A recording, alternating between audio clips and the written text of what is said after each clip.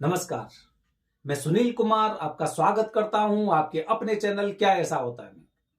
दोस्तों, सनातन धर्म के अनुसार 4 पंचमी ऐसी होती हैं जो कुंडली दोष के लिए सर्वश्रेष्ठ मानी जाती हैं, जिनमें से 2 सावन की पंचमी हो गई, एक कृष्ण पक्ष की, एक शुक्ल पक्ष की, जिसे नाग पंचमी बोलते हैं। तीसरी ऋषि पंचमी होती है और चौथी होती है बसंत पंचमी। कुंडली में किसी भी तरह का दोष हो, इन 4 में से किसी भी पंचमी को अगर आप पूजा कराते हैं तो निश्चित रूप से उतना ही फल मिलता है। लेकिन बसंत पंचमी खास क्यों? आज मैं अपने वीडियो के माध्यम से आपको बताऊंगा बसंत पंचमी खास क्यों है। दोस्तों, शास्त्रों के अनुसार बसंत पंचमी का जो दिन होता है वो माता सरस्वती के लिए माना जाता है कि माता सरस्वती जो ज्ञान की देवी हैं, विद्या की देवी हैं, उनके लिए यह दिन एकदम फिक्स है, मान के चलिए, मतलब उन्हीं का दिन है। और राहु राहु की अगर दोस्तों बात करते तो राहु सरस्वती माता को अपनी माता के तुल्य मानते हैं और यह मान सकते हैं कि सरस्वती माता के लिए वो उनके नाम से अपने दुष्प्रभाव को लोगों के ऊपर से खत्म कर देते हैं। क्योंकि वजह आप में से बहुत लोग तो ऐसे होंगे जो नहीं जानते होंगे। जब समुद्र मंथन हुआ था और भगवान विष्णु मोहिनी स्वरूप धारण करके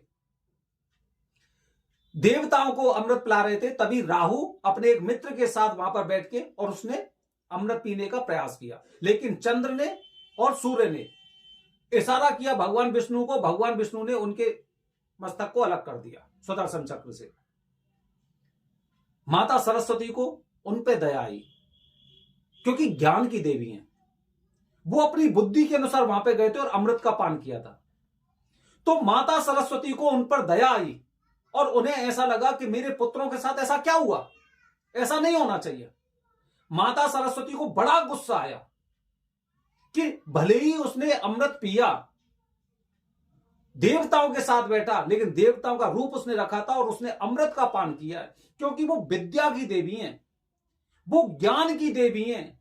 जब सभी से इन सब चीजों में संपर्क हुआ, आपस में वार्तालाप हुआ कि अमृत की महिमा खत्म हो जाएगी आपके ऐसा करने से, क्योंकि उसने अमृत को, राहु ने अमृत को अपने कंठ में तो रखा है,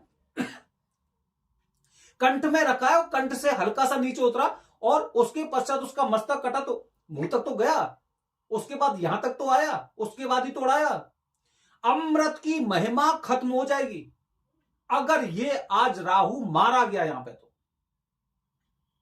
सभी देवताओं ने एकदम चौकन्ने रह गए, अरे ये अगर जीवित रहा तो लोगों का अनर्थ कर देगा, ये तो दैत्य।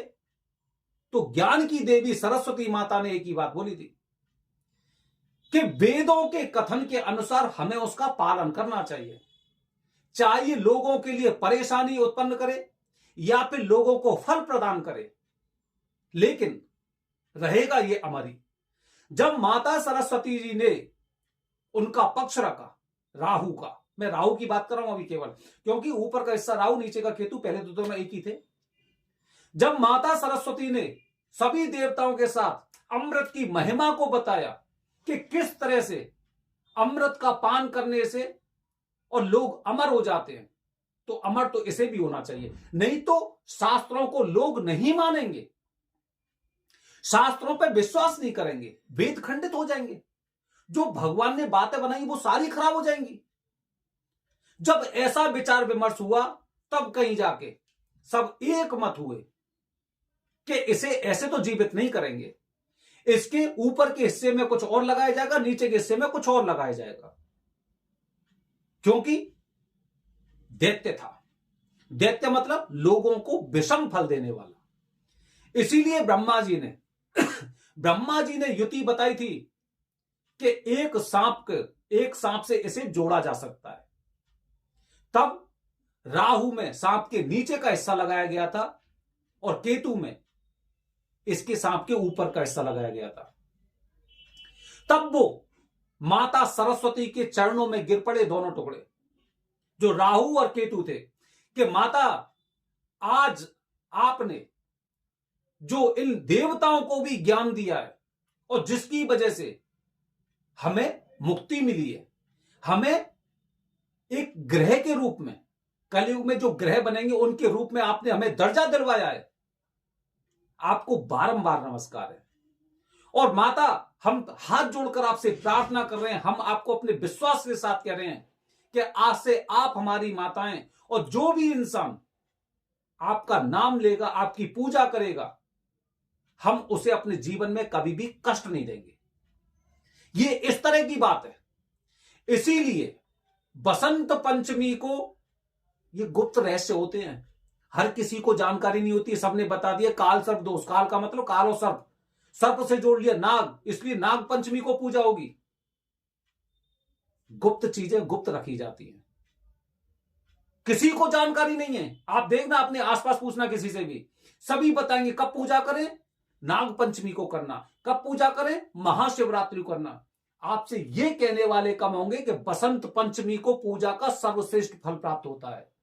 हालांकि महाशिवरात्रि, नाग पंचमी, इसको पूजा का फल प्राप्त होता है, बहुत अच्छा होता है। लेकिन जिन्होंने राहु केतु को ग्रह के रूप में उपस्थित करवाया, जिन्होंने राहु केतु की जान बचाई, जिन्होंने राहु केतु, आज सभी लोग जानते हैं, नहीं तो इससे पहले यानी कितने दैत्य हुए थे बताओ, कितनों के नाम सुने आपने, और कौन से अमर है? कोई सा अमर नहीं है। ये अमर है क्योंकि इस पर, इन दोनों ग्रहों पर माता सरस्वती की कृपा रही थी। अपनी माता तुल्य मानते, माता मानते हैं, और वरदान दिया है उन्होंने। वो वरदान नहीं, क्या बोलते हैं वो, उन्होंने उनको एक तरह से प्रॉमिस किया है कि आपका नाम लेने वाले को हम कभी भी तंग नहीं करेंगे। आप देखना, न जाने कितने एस्ट्रोलॉजर ऐसे होंगे जो माता सरस्वती के कुछ उपाय बताते हैं जो लोग पूजा नहीं कर पाते हैं। तो दोस्तों 14 तारीख ध्यान कर लो, 14 फरवरी की बसंत पंचमी है, सरस्वती माता का दिन। सरस्वती माता, ऐसा बताया जाता है कि 14 फरवरी तो इस बार बढ़ रही है, बसंत पंचमी वाले दिन ज्ञान की देवी, विद्या की देवी पृथ्वी पर भ्रमण करती हैं। तीर्थ स्थलों में देखना, बहुत से लोग ऐसे होंगे, आप देखेंगे ज्यादातर बात सत्य हो जाती है। क्यों?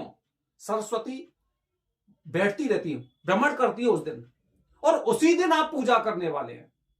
किसकी पूजा करने वाले? राहु केतु की, उनके पुत्रों की, क्योंकि उन्होंने उनकी जान बचाई थी। तो पुत्रों की पूजा करोगे तो फल तो प्राप्त होगा आपको।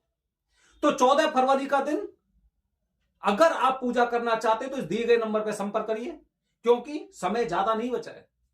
अच्छा, जो लोग गरीब लोग हैं, जो पूजा करने नहीं जा सकते, या पूजा करने के लिए उनके पास कोई दक्षिणा नहीं है, इस दिए गए नंबर पर संपर्क करें।